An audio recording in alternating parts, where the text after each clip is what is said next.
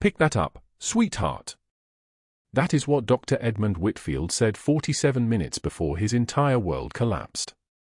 Seattle General in San Diego hums with fluorescent lights that cast pale shadows across linoleum floors smelling of antiseptic and institutional coffee.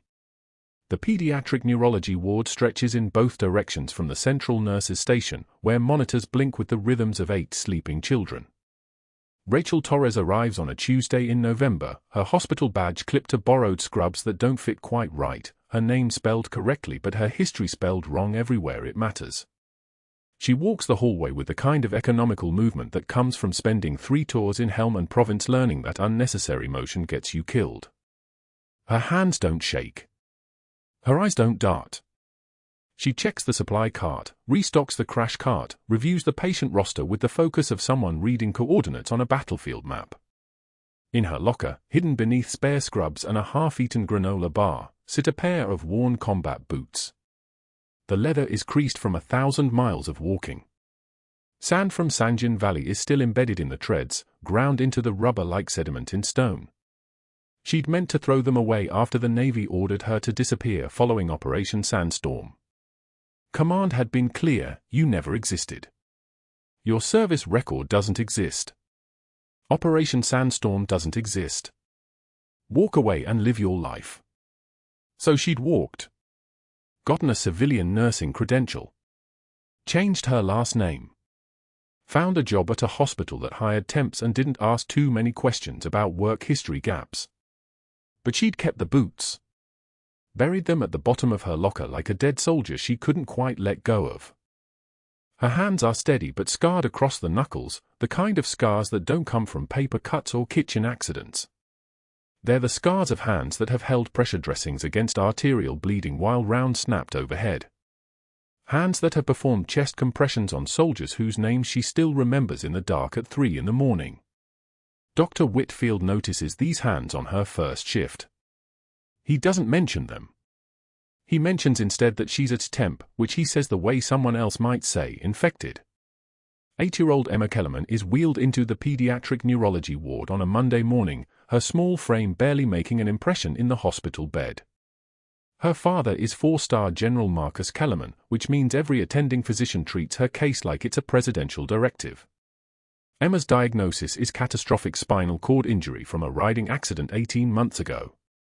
Everything below T6 is gone, nerves severed, paralysis complete, prognosis permanent. Dr. Whitfield has been treating her for 6 months with what he calls experimental protocols.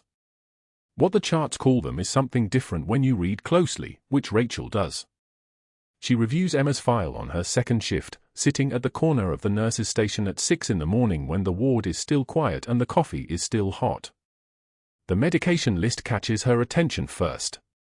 Methylprednisolone dose listed as 15 mg per kilogram, but Emma weighs 74 pounds. The dosage documented would require a dosage 20% higher than what's actually written in the chart. She checks the morphine logs. 3 doses administered on a Thursday that don't appear in the nursing notes. She flips through the radiology reports, MRI scans from 6 months ago, but no follow-up imaging since then, which violates standard protocol for spinal cord injury assessment. The billing summary is what makes her jaw tighten. Tricare Military Insurance, $847,000 in charges over 6 months for experimental neurological restoration therapy. That's $847,000 federal dollars. Rachel's eyes move across the numbers like she's reading a map of something toxic. She doesn't write anything down. She doesn't ask questions aloud. She simply closes the chart and returns it to the rack, her face a blank slate, her mind cataloguing discrepancies the way soldiers catalog exit routes. That afternoon, Lieutenant James Morrison arrives for Emma's physical therapy session. He walks down the hallway in civilian clothes, but Rachel recognizes the bearing immediately, spine straight, shoulders level, the kind of posture you don't unlearn after 17 years of service. His forearm is visible beneath his short-sleeved PT uniform, and there on his skin in faded black ink is a tattoo reading Phantom. Her hands go still. The monitor in the room next to her flatlines for a second in her peripheral vision before the attending resets it, but in that second, the whole world inverts. James Morrison touches his tattoo absently as he sets up the parallel bars, a gesture of habit and ritual. He was a ranger with 75th Regiment, 2nd Battalion. 18 months ago, he was on a patrol outside Kandahar when an IED took both his legs from the hip down. Rachel carried him 3 miles through enemy fire with a gunshot wound to her shoulder that she didn't feel until they were already on the Black Hawk. He was unconscious, bleeding out, his femoral artery still leaking despite the tourniquet she'd applied with hands that moved on their own because muscle memory doesn't care about pain. She held him down on the metal bench as the helicopter banked hard, and someone, she never found out who, radioed back to base with the call sign, "Phantom's got her eagle.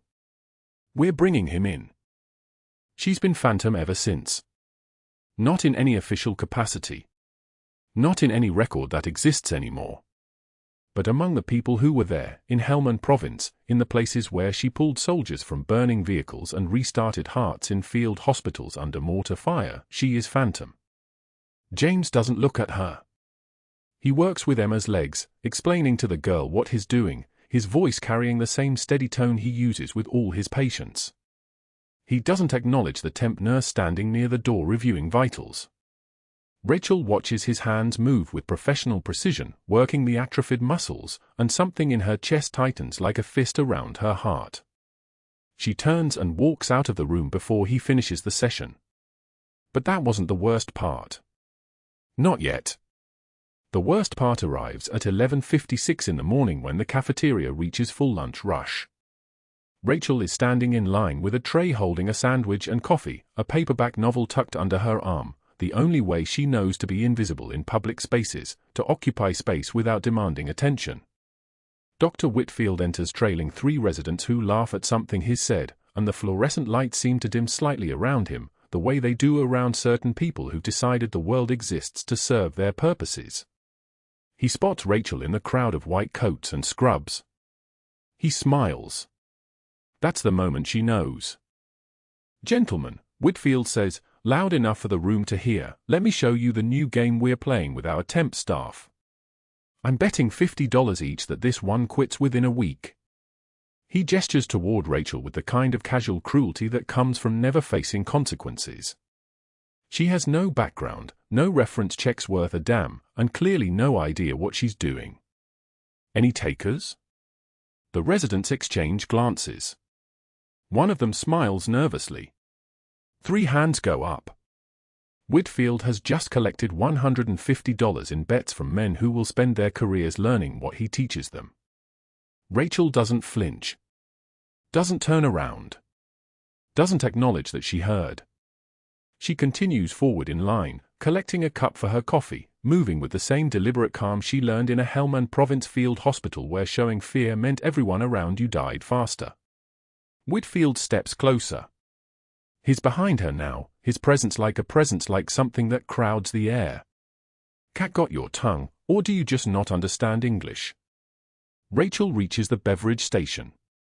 She pours coffee into her cup with a hand that's steady as a surgical laser. The smell of it rises between them, hot, bitter, real. "You know what?" Whitfield says, and now he's moved even closer, his voice dropping into the range where only she can hear, but where his residents still catch every word. "I'm going to make this interesting." He reaches out. His hand contacts her tray just as she's turning to leave the line. The movement is quick, not violent, not technically assault, just a sharp flick of his wrist. The tray leaves her hands. The sandwich tumbles. The coffee cup tips. Everything lands on the tile floor in a scatter of food and ceramic shards, the liquid spreading across the linoleum like a map of something dark. The room goes dead silent. 37 people stop eating. 37 pairs of eyes focus on the corner where Rachel stands without moving. The silence is so thick you could operate in it. "Pick that up, sweetheart," Whitfield says, and he's smiling now, the smile of a man who has never encountered resistance in his life. "And remember, 1 week." Rachel kneels. The tile is cold through her scrubs. She gathers the pieces of the tray, the broken ceramic, the sandwich, the napkins, all of it. Her movements are precise. Her jaw clenches once, just once, and then her face goes blank again. The absence of reaction seems to frustrate him more than any response could have. He drops Emma's chart on the floor beside the mess. "You might want to review that. Though I suspect it's beyond your pay grade." He walks away with his residents trailing behind him like ducklings. The cafeteria resumes eating. Rachel finishes picking up, throws everything away, and returns to the ward without getting a new coffee. She doesn't cry. She doesn't retreat to a supply closet to fall apart. What she does instead is more dangerous, though nobody in the hospital could possibly understand why. She returns to Emma's room and opens the chart again. This time she reads it differently. Not as a hospital document. Not as a medical record. She reads it as evidence. The pattern emerges clearly once you know what you're looking for. Whitfield has been billing for treatments that don't exist. Experimental protocols that haven't been approved by the FDA. Neurological interventions that are purely fictional, funded by a military insurance system that pays first and verifies later. 6 months. $847,000. A little girl in a wheelchair who still can't move, who still won't walk, whose condition hasn't improved despite monthly claims that experimental therapy has provided a significant neurological advancement. Rachel closes the chart and looks at the girl sleeping in the hospital bed. Emma's hands are small and pale against the white sheets. The foot run steady into her left arm, dripping fluids that cost her father nothing because he's a 4-star general and trachea covers everything. And that's when Lieutenant James Morrison appears in the doorway, and their eyes meet for the first time in 18 months. His eyes are the color of a stormy Atlantic. His mouth opens like he's about to speak. Then he closes it again, and he walks right past her, his presence making the air pressure change as if he's moving through water. He doesn't acknowledge her. He touches the phantom tattoo on his forearm, a gesture of muscle memory and ritual. He doesn't turn around. Rachel stands in the empty hallway with hospital sounds humming around her, the ventilator wheeze from the next room, the monitor beeping in steady rhythm, the fluorescent lights buzzing like something trapped in the ceiling. She has 2 choices. Stay invisible and watch a child get defrauded while a general's daughter remains paralyzed. Or step forward and confirm what the Navy spent 20 years making sure nobody could prove, that Master Chief Petty Officer Rachel Torres, officially designated non-existent, is still very much alive. She walks back to the supply room. She looks at her locker. She thinks about the combat boots buried beneath her spare scrubs, sand from Sanjin Valley still embedded in the treads. She thinks about Lieutenant Morrison's tattoo. She thinks about 17 lives she's pulled from burning vehicles in the dark. She thinks about a 4-star general's daughter, stuck in a wheelchair, being stolen from inch by inch. 1 week, Whitfield had said. Rachel's jaw clenches one more time. She had no idea what was about to begin. The cafeteria at Seattle General was standing room only when Dr. Edmund Whitfield spotted Rachel reviewing Emma's chart at a corner table, the fluorescent lights humming their mechanical song overhead. He moved through the crowd with the fluid confidence of a man who'd never been told no, his pressed white coat parting staff like a blade through water. Around him, attending physicians clustered near the coffee station, men in their 50s with 7-figure salaries and houses in La Jolla, men who understood the language Whitfield spoke, money, reputation, the subtle choreography of institutional power. "Gentlemen," Whitfield announced, his voice pitched to carry across the cafeteria, "I'll bet each of you $50 the temp doesn't last the week. These agency nurses never have the spine for real medicine." Laughter rippled outward like a wave, the kind of laughter that comes from people confident in their dominance. A man at the next table shook his head and grinned. Another raised his coffee cup in mock salute. The sound of it, sharp, cutting, designed to wound, hung in the recycled air. Rachel didn't look up from the chart. Her fork paused over her salad for exactly 2 seconds. That was all. Just 2 seconds of hesitation before she resumed eating, her eyes still fixed on the medication dosage column where the numbers didn't align with anything in medical reality. Her jaw clenched once, a barely perceptible tightening of muscle beneath her skin, but her hands remained steady as they held the chart.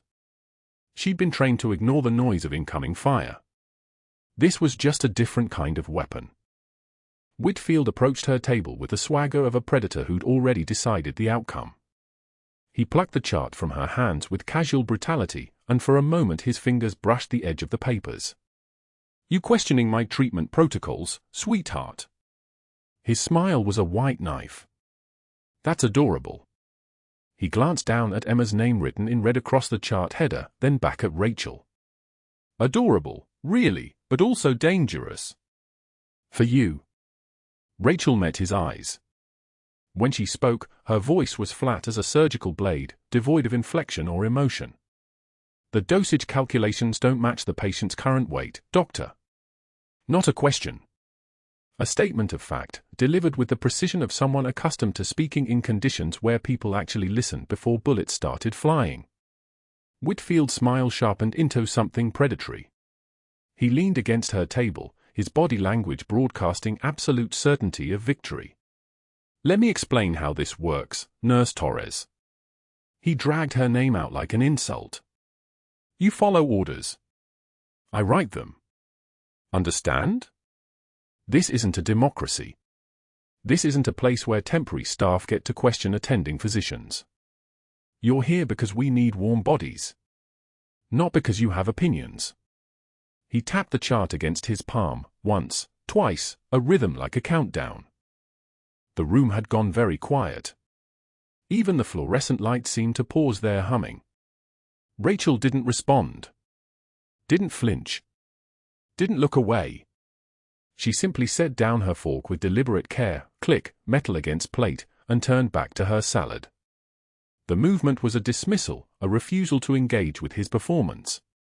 And that small act of non-compliance, that quiet rejection of his authority over her emotional state, appeared to ignite something in him. His jaw tightened. His knuckles whitened against the chart. He reached across the table and deliberately knocked her lunch tray with his elbow. Not gently. Not accidentally. The movement was calculated, vicious. Soup cascaded across the tile floor in a violent orange splash. Her sandwich tumbled. Coffee spread across the surface in a spreading stain, the liquid splatter reaching her scrubs, soaking the fabric at her hip. The sound was terrible and final, the crash of ceramic, the slap of liquid against hard floor, the sudden, complete destruction of something small and ordinary. The cafeteria went dead silent. Not a whisper. Not a breath. Dozens of people frozen mid-bite, mid-conversation, mid-existence. Even the distant code alerts from the hospital floors seemed to pause respectfully.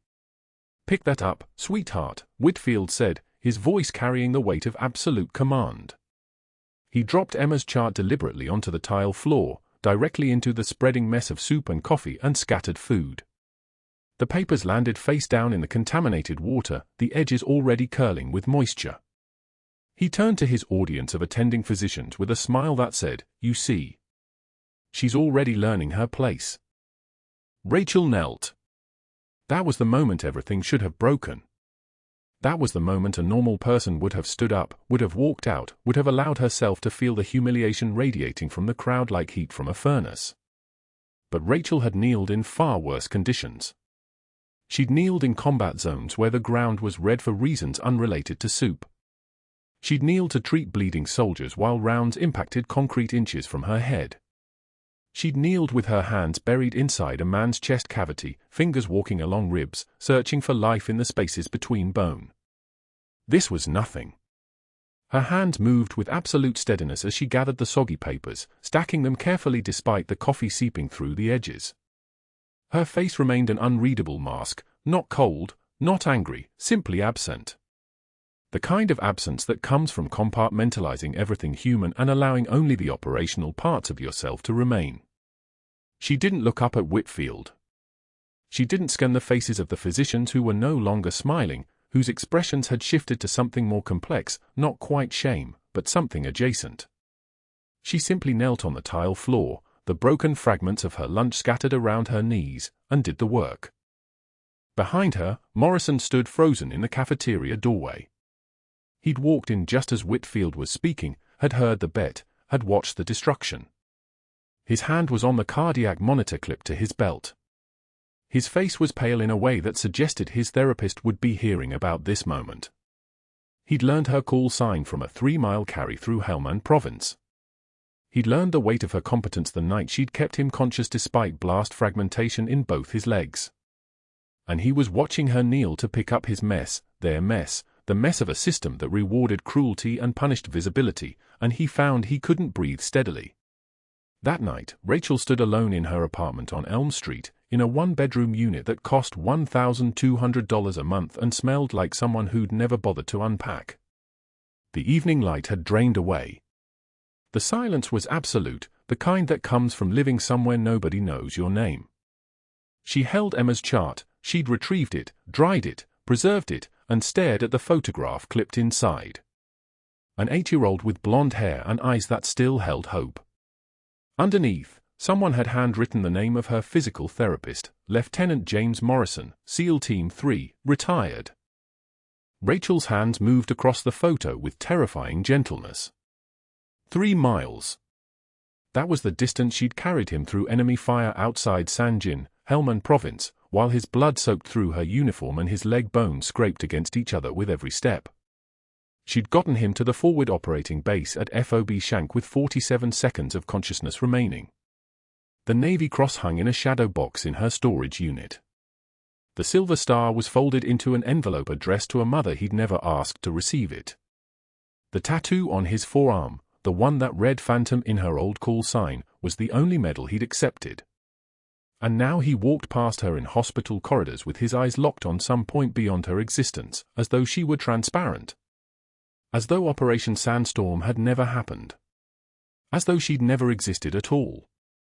She pressed the chart against her chest, standing at the window of her darkened apartment, and watched the rain begin, not the gentle kind, but the heavy, violent kind that hammered against the glass like applause for a performance only she could see. Her jaw worked silently. No tears. No trembling. No breakdown. Just the physical mechanics of holding together something that wanted to shatter. The rain continued falling. The chart grew warm against her ribs.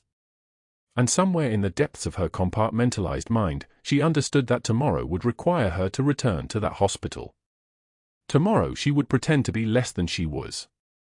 Tomorrow she would watch Morrison pass her again, unseeing.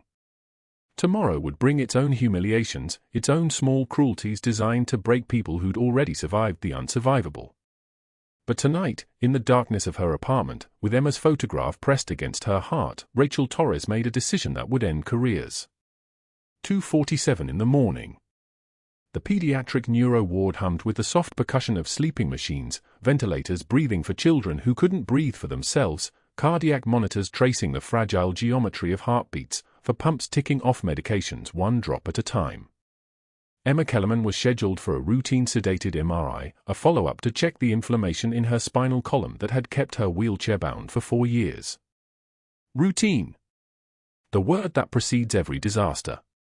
Rachel had prepped the sedation suite at 2:31, her hands moving through the checklist with the same mechanical precision she'd used 1,000 times, oxygen tanks positioned at the head of the table, suction catheters taped to the wall, the crash cart stationed 15 feet away where every code-trained staff member knew to find it.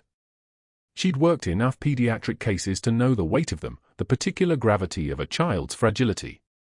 8 years old. 93 pounds. Somewhere in the ICU right now, General Marcus Kellerman was trying to sleep in a chair beside his daughter's empty bed, the man who commanded 3,000 soldiers holding vigil over the one person his rank couldn't fix. Dr. Whitfield arrived at 2:43, his white coat crisp and pressed, smelling of expensive cologne that couldn't quite cover the hospital's endemic antiseptic underneath. He barely glanced at Emma as she lay on the MRI table, already drowsy from the pre-sedation anxiolytic. He did look at Rachel. Looked through her, more accurately, the way people look through furniture.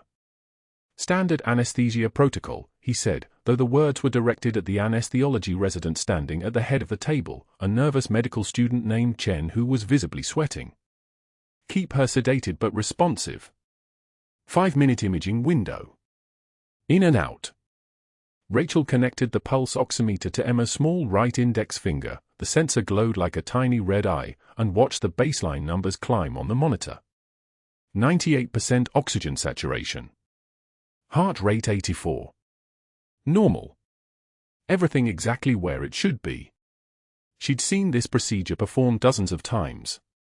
She'd performed it herself under far worse circumstances, in field hospitals where the lights ran on generators and the nearest surgeon was 47 kilometers away across terrain that would kill you if you moved too slowly. The resident pushed the propofol. 2 milligrams per kilogram, calculated carefully for an 8-year-old smaller metabolism. Emma's eyes fluttered. Her breathing slowed. The anesthesia vest rose and fell in the distinctive rhythm of sedated sleep. 45 seconds into the imaging sequence, Rachel noticed the shift. Not dramatic. Not screaming. Just a small change in the sound. The ventilation pattern became slightly more irregular, a microsecond pause between breaths that shouldn't have been there. She was already moving toward the monitors when the alarm came, a high-pitched wail that seemed to turn the room's air into something solid. The oxygen saturation number plummeted. 95. 88. 79. She's desatting, Rachel said, her voice carrying the flat authority of someone who had said this exact sentence while sandstorms raged outside a forward operating base. Suctioning. She pulled the suction catheter from its mount, her movements fluid and precise, and cleared Emma's airway in 3 smooth motions.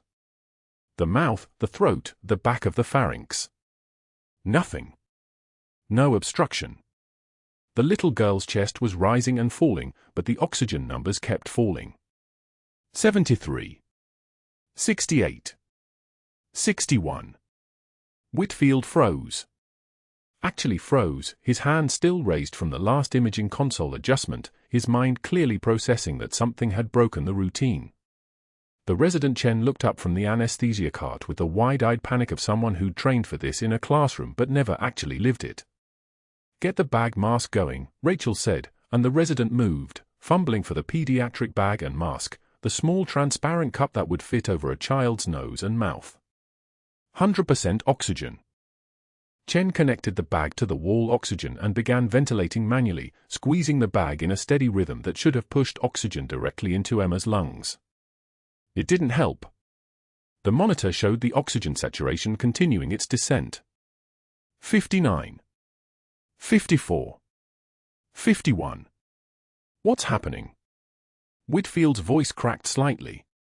Why isn't she responding to the bag? Rachel didn't answer. She was looking at the monitor, reading the pattern in the way you read a face.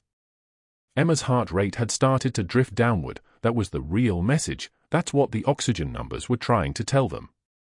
The rate was dropping from 84 to 74 to 68. The bradycardia was chasing the hypoxia, one feeding the other, a feedback loop tightening like a closing fist. Code blue, Rachel said, and someone behind her moved to activate the emergency overhead system. Open chest. We can try epinephrine first, the resident offered, his voice cracking upward with the particular terror of someone who knows they don't know what they're doing. No time, Rachel said. She was already moving to the crash cart, her hands reaching for the things she needed, a surgical kit, the blue roll of drapes, the equipment tray. The movements were muscle memory, the kind of memory that lived deeper than conscious thought, that came from having practiced these actions while explosions echoed outside field hospital tents. She's in profound shock. Heart rate's dropping. We open her chest or she dies on this table. Whitfield made a sound. Not a word.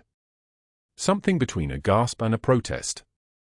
Rachel looked at him for exactly 1 second.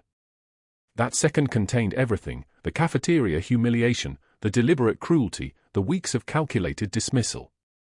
It also contained something else, a surgical decision that was beyond his authority and outside normal protocol and absolutely, undeniably necessary. "Step back, doctor," she said. It wasn't a request. It was a command, delivered in the voice of someone who had commanded people through worse than this, who had made the decision to amputate limbs in the field and who had lived with that decision for 2 decades. Whitfield stepped backward, stumbling slightly against the equipment cart, his hip connecting hard with the metal frame. Rachel opened the surgical kit. The instruments gleamed under the overhead light, silver and precise, small instruments designed for small bodies. She painted Emma's chest with antiseptic in 3 broad strokes, the iodine turning her skin orange-brown. Her hands were already steady. They would remain steady. The tremor wouldn't come until later, if it came at all. "Someone time me," she said. "Call out the compressions." She made the first incision, a clean line between the ribs on the left side, the anterolateral thoracotomy, the pathway to the heart. The little girl's chest opened in front of her, and Rachel reached in without hesitation, her scarred fingers finding the small organ that had stopped beating, that had given up, that was going to be restarted by hands that had learned this in a trauma bay in Kandahar while the temperature outside was 114 degrees. 1, 2, 3, Rachel counted aloud, her hands compressing the child's heart between her palms with the exact pressure, not too much, not too little, that would keep blood flowing to the brain. 4, 5, 6. The monitor remained flatline. "Epi going in," the resident said. 1 milligram intravenous, pushed directly into the little girl's circulation. Rachel continued. 40 compressions. 42. 45. Her jaw clenched once. That was her only reaction to the weight of what she was doing, an 8-year-old child's life moving in time with the rhythm of her hands. The room had gone completely silent except for her counting and the ongoing beep of the monitor and the sound of her own breathing, which was steady and measured like she was simply walking across a room. "Come on," Chen whispered, as if prayer could override physiology. 90 seconds. Rachel's hands kept moving. 102 compressions. 105. 108. The little girl's ribs were fragile under her palms, small structures made of calcium and cartilage, and Rachel's hands knew exactly how much pressure would restart a heart without fracturing a chest. Field training. Desert training. Training that came from having lost people and having saved people and having learned the terrible mathematics of the difference between those two outcomes. 1 minute 40 seconds. The monitor suddenly blipped. A single electrical impulse, small and uncertain. "Rhythm's coming," Rachel said, and kept going. 1 minute 53 seconds. 2 minutes. The blips were becoming more regular, small spikes appearing on the screen like a heart remembering how to be a heart. 2 minutes and 40 seconds after the first flat line, the monitor registered a coherent rhythm. A real rhythm. Not perfect, not normal, but alive. The oxygen saturation number began to climb. 42. 51. 64. 78. Emma Kellerman's 8-year-old heart was beating on its own. Rachel withdrew her hands and stepped back. Blood covered her palms and wrists in a pattern that looked almost deliberate, like she'd been marked. The surgical team was already moving in, the pediatric surgery attending who'd arrived in the last 30 seconds taking over the open chest, preparing to close her up, preparing to get this child to the operating room where the real work could begin. Lieutenant James Morrison stood in the doorway. Rachel's peripheral vision caught him there, his uniform, his bearing, his face showing that particular expression of someone who recognized something they shouldn't be able to recognize. His eyes locked on her hands, on her movement, on the impossible calm that had performed open cardiac massage on a child with the precision of someone who had done this exact thing while mortars fell outside the tent. She saw recognition flicker in his eyes. She saw it move across his face like a shadow passing over water. Then she saw him turn away, walk back into the hallway, his mind apparently choosing to believe that Phantom, the SEAL medic who had carried him 3 miles through Helmand Province and then died in the extraction helicopter, couldn't possibly be standing in Seattle General in scrubs, dripping a child's blood onto hospital tile. Whitfield's face had turned a particular shade of red that Rachel had learned to associate with men whose authority was being publicly dismantled.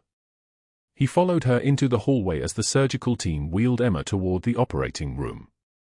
The fluorescent lights hummed above them, casting everything in a pale institutional glow. "You just performed an unauthorized procedure," Whitfield hissed, his voice low and venomous, on a 4-star general's daughter. "You compromised the sterile field. You acted completely outside your scope of practice. You're done. Finished." I'm going to make sure nobody in this city ever employs you as a nurse again. Rachel didn't respond. She looked at him for 2 seconds, just long enough for her eyes to communicate something that his mind would spend the next 6 months trying to process, and then walk back into the sedation suite to finish documenting what had just happened. But that wasn't the worst part, at least not from Whitfield's perspective. Within 60 minutes, he would start making phone calls.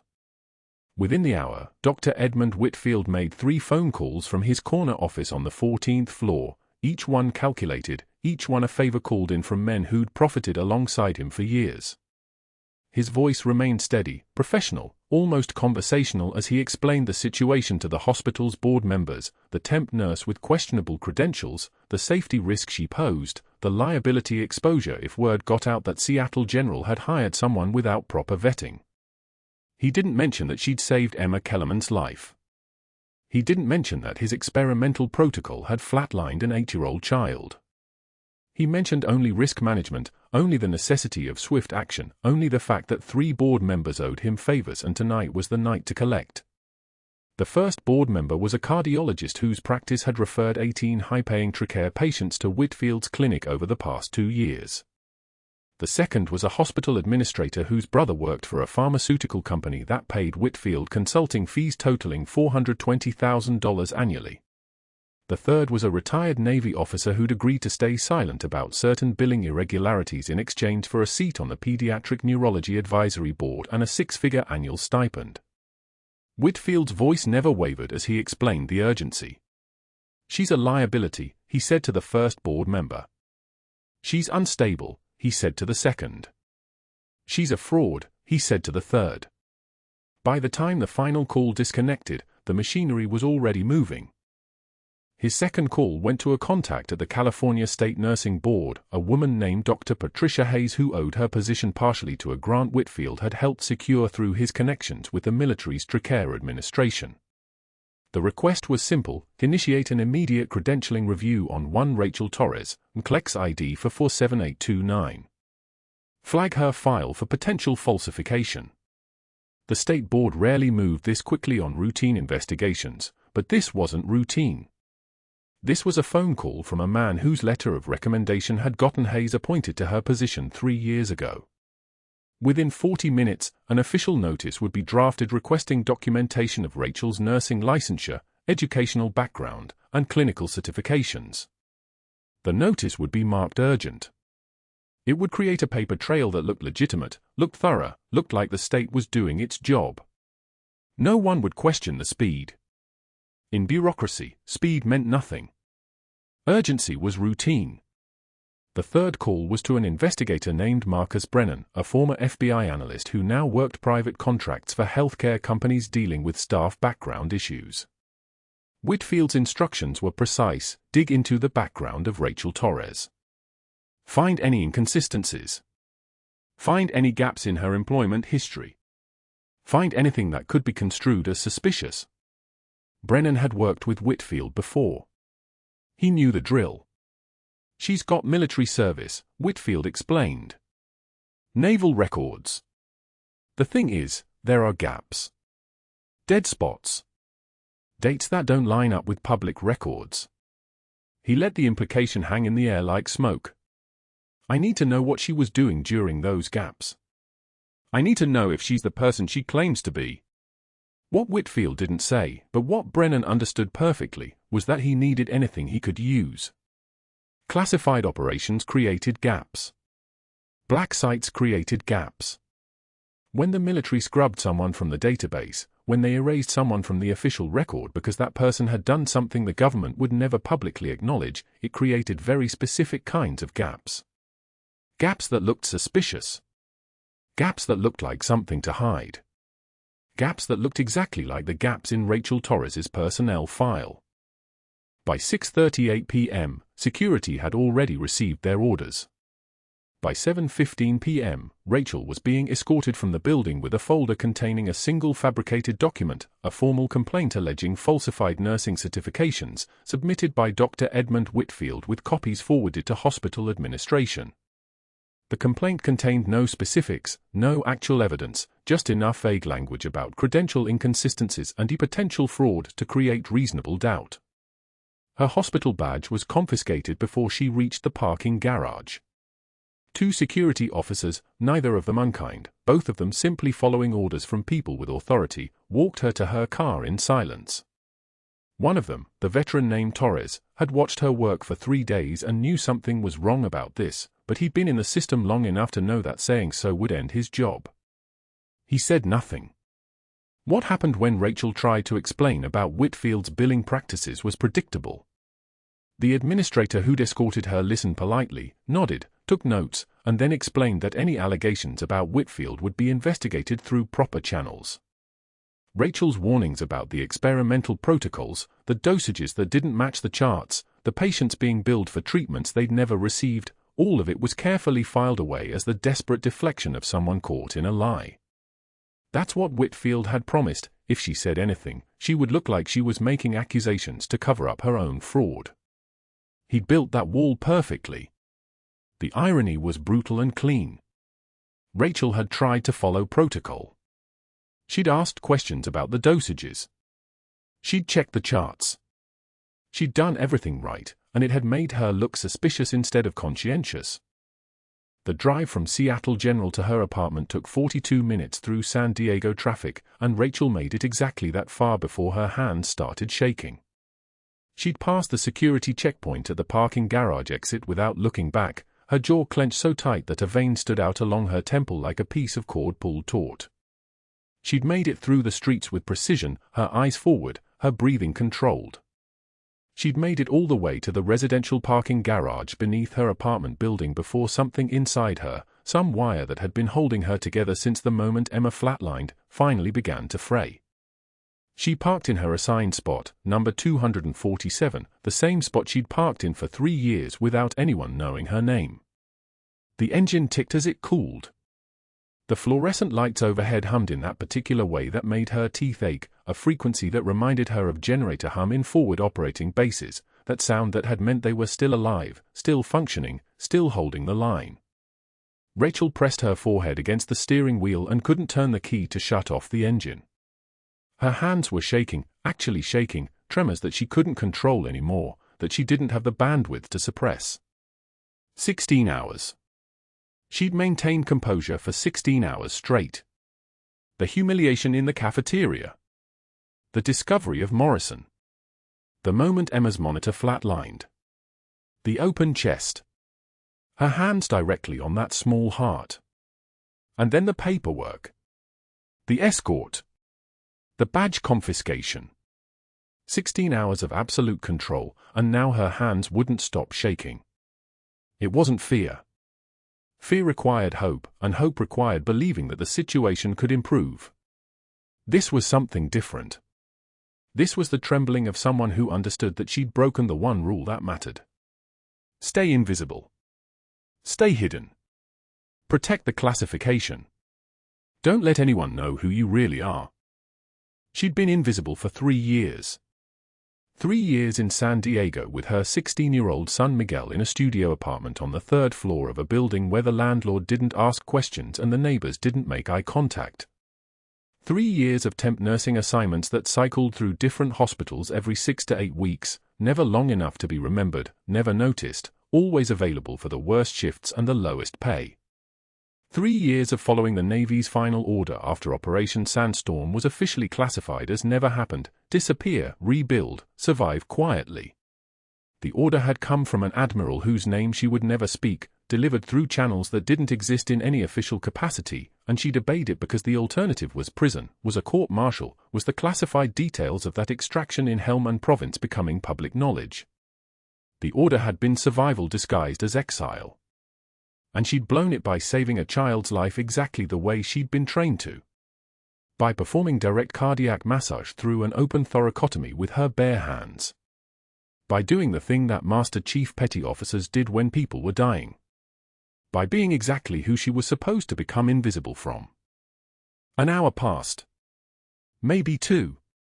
Rachel couldn't track time anymore. The garage was mostly empty, Other cars came and went, residents heading out for evening plans or returning from work, their footsteps echoing off concrete, their car doors slamming, their lives continuing forward while she sat motionless in the driver's seat. Her phone buzzed. A text from Miguel, "Mom, where are you?" She stared at the screen without responding, her thumbs hovering over the keyboard, her mind unable to form words. What could she say? That she'd been fired? That Whitfield had destroyed her credentials? That the Navy had ordered her into hiding and she'd just announced herself to a 4-star general, a SEAL officer, a roomful of hospital administrators? That she'd probably violated the terms of her disappearance by performing emergency medical procedures instead of staying silent and invisible? Upstairs, on the 14th floor of Seattle General, Dr. Edmund Whitfield sat across from the hospital administrator with his carefully drafted lawsuit and his perfectly documented case against the fraudulent nurse with falsified certifications. He'd even prepared the press release, already typed and saved, ready to deploy the moment this was formalized. Seattle General takes swift action against unqualified staff member, the headline read. It would bury any questions about his treatment protocols. It would redirect narrative entirely. It would make him look like he was protecting patients, when in fact he was protecting himself. He was good at this. He'd been doing it for 18 years. The administrator was already nodding before Whitfield finished speaking, already thinking about the optics, already convinced. I'll brief the board, the administrator said. This needs to move fast. That's when a helicopter landed on the roof. The whole building felt it, a deep percussion that moved through the concrete and steel like a heartbeat stopping and starting again. General Marcus Kellerman had called from Walter Reed National Military Medical Center, where he'd been in an emergency meeting with 3 Joint Chiefs when his daughter's emergency medical team contacted him. They'd found him and told him that Emma had flatlined. They'd told him that a nurse he'd never heard of had cracked his daughter's chest with her hands and brought her back. They'd told him that his 8-year-old girl, who hadn't taken a step in 2 years, had just been given a second chance at a life he'd thought was already over. He'd chartered a Navy helicopter out of Whitfield without waiting for approval. He was a 4-star general. He didn't wait. He landed on the roof of Seattle General at 8:43 p.m. and demanded to know the name of the person who'd saved his daughter's life. Whitfield appeared on the pediatric floor within minutes, already smiling, already explaining it was a team effort, his quick thinking, standard protocols executed under pressure. General Kellerman was 6 feet 3 inches tall and carried himself like someone who'd spent 31 years in the Special Forces, which meant he carried himself like a man who could read deception at 100 paces. He listened to Whitfield's explanation with his arms crossed and his jaw set like a piece of limestone. Then he asked to meet the surgical team. Whitfield agreed immediately, already drafting the list in his mind, already preparing to leave one name off it. Rachel Torres had become a problem. And problems got solved. He just needed to make sure the general never connected the person who saved his daughter with the person Whitfield had just had escorted out of the building. He could do that. He'd done harder things. But that wasn't the worst part. Not even close. Rachel was still sitting in her car 2 hours later when her 16-year-old son Miguel appeared at the window, breathing hard from his bike ride across the city, his backpack slung over one shoulder like he'd sprinted the entire distance. His eyes were red, not from exertion, but from crying, and in his trembling hands he carried the shadow box she'd hidden in their storage unit, the one containing the life she'd spent 3 years erasing. The late afternoon sun caught the glass and threw gold across the parking garage, and for a moment Rachel couldn't move, couldn't speak, could only watch as her son held the only proof that Master Chief Petty Officer Rachel Torres had ever existed beyond the confines of a hospital ID badge. "Mom, they need to see these," Miguel said, his voice cracking like he was trying not to scream. He opened the box without waiting for permission, and there they were, the Navy cross gleaming against faded velvet, the silver star catching the light like a small sun, and beneath them the Master Chief insignia, each pin a confession she'd never meant to make. Rachel reached for the box on instinct, but Miguel stepped back. "You saved someone's life today. Someone important. And they fired you for it." He was shaking now, the 16-year-old voice giving way to something older, angrier. "You don't get to disappear again. Not this time. The parking garage echoed with his words, concrete and fluorescent light absorbing the truth she'd been running from since Operation Sandstorm had been redacted from every government database. Rachel's jaw clenched once, a muscle memory of restraint, and then she nodded, a single gesture that felt like surrender and something else entirely, something like permission. Miguel didn't wait for another word.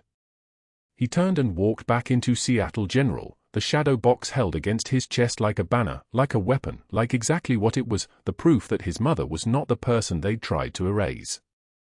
Rachel followed at a distance, her combat boots silent on the hospital tile, her mind already 3 moves ahead because that's what survival training teaches you, always anticipate, always calculate, always know where the exits are. But this time the calculation was different. This time she wasn't running toward an extraction. She was running toward the truth. The administrator's emergency session was happening in the Whitfield conference room on the 4th floor, and Miguel didn't knock.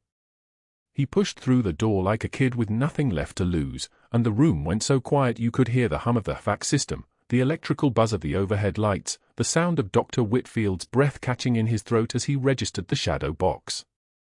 Whitfield was mid-sentence, his hands spread across the polished mahogany table as he presented his case to the hospital board, the case against Rachel, the case designed to bury her credibility before she could start digging into his billing records, the case that was supposed to be airtight.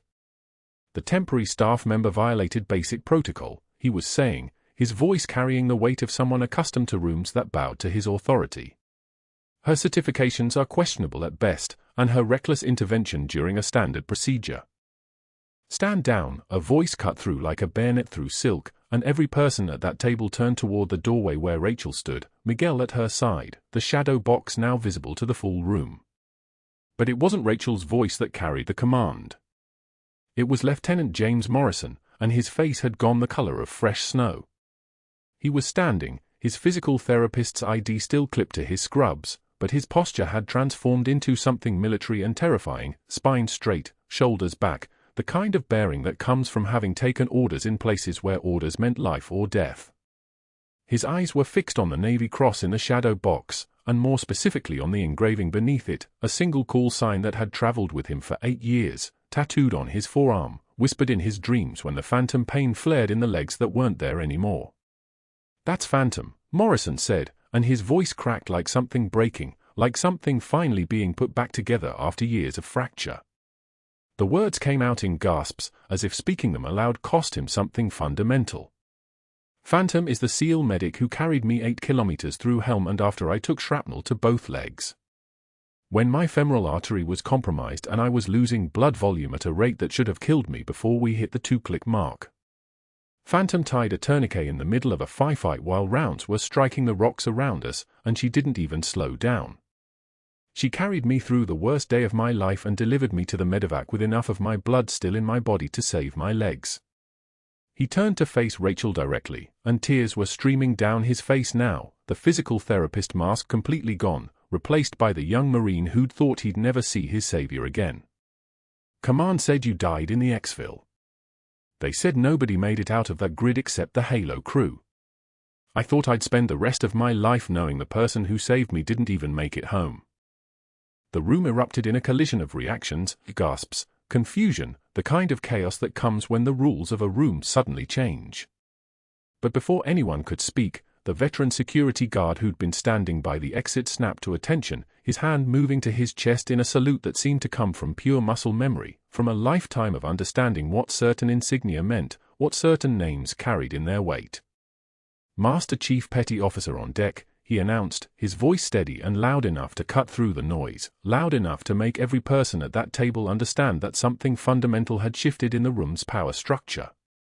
Rachel stood motionless, not acknowledging the salute, her eyes level and fixed on Dr. Whitfield's face as the color drained from it in real time, as he watched his narrative unravel, as he realized that the fraudulent nurse he'd been about to destroy was something infinitely more complicated and infinitely more dangerous than a temporary staffer with forged credentials.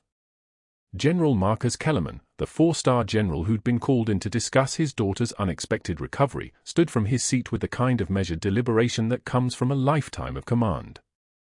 He reached for the shadow box with hands that were shaking, not from weakness, but from the kind of tremor that comes from understanding that the person standing in his hospital's conference room had saved his daughter's life twice, once by performing the emergency cardiac massage that brought Emma back from flatline, and again by existing, by surviving, by carrying the skills that made the impossible possible.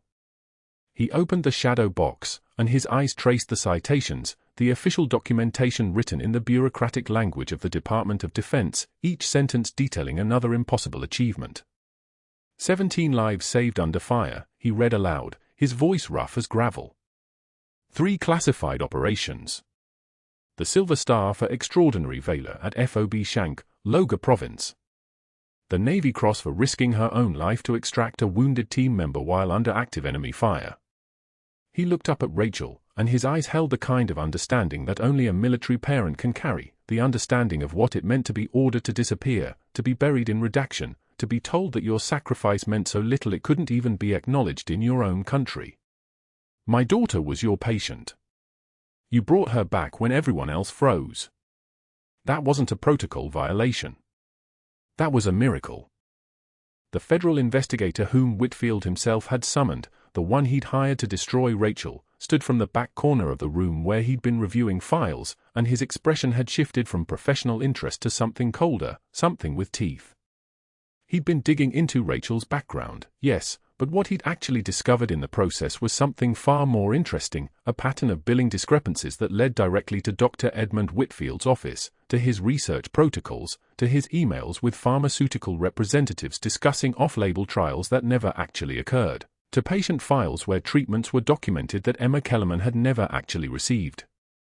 Dr. Whitfield, the investigator said, his voice the kind of calm that precedes a charge sheet, we've recovered your correspondence with surgical innovations incorporated regarding that experimental neural stimulation protocol you billed TRICARE for at $847,000 per treatment. The protocol doesn't exist. The treatments never occurred. But the payments were processed, and they were processed 17 times. He held up a folder thick with printouts, with forwarded emails, with the digital evidence of fraud. These emails were forwarded to TRICARE's fraud division approximately 4 hours ago.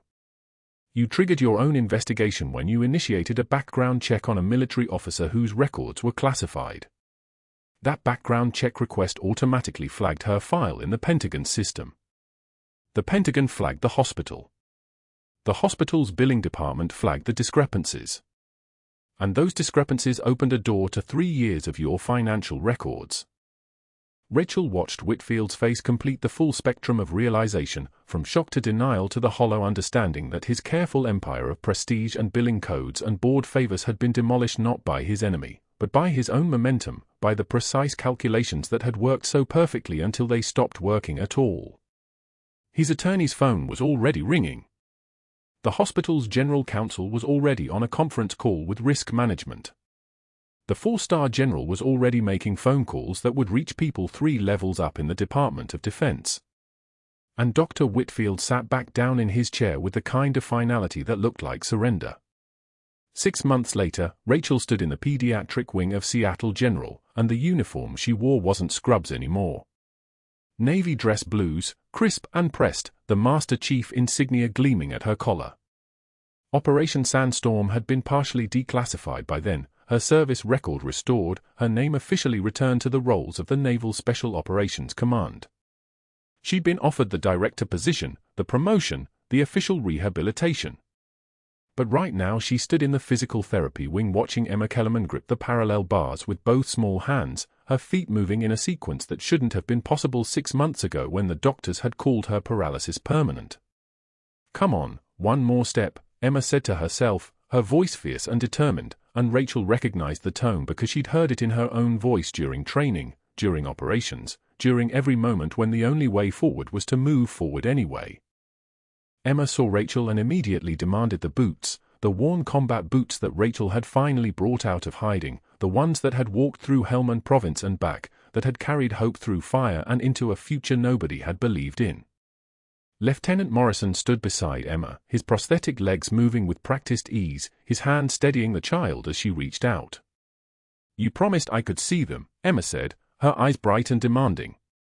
Rachel unlaced the boots without hesitation, and as she handed them to the 8-year-old girl, she spoke the sentence she'd been unable to speak to anyone for 3 years: "These walked through a war." But they carried something bigger than weapons. They carried the belief that even impossible things can be brought home alive.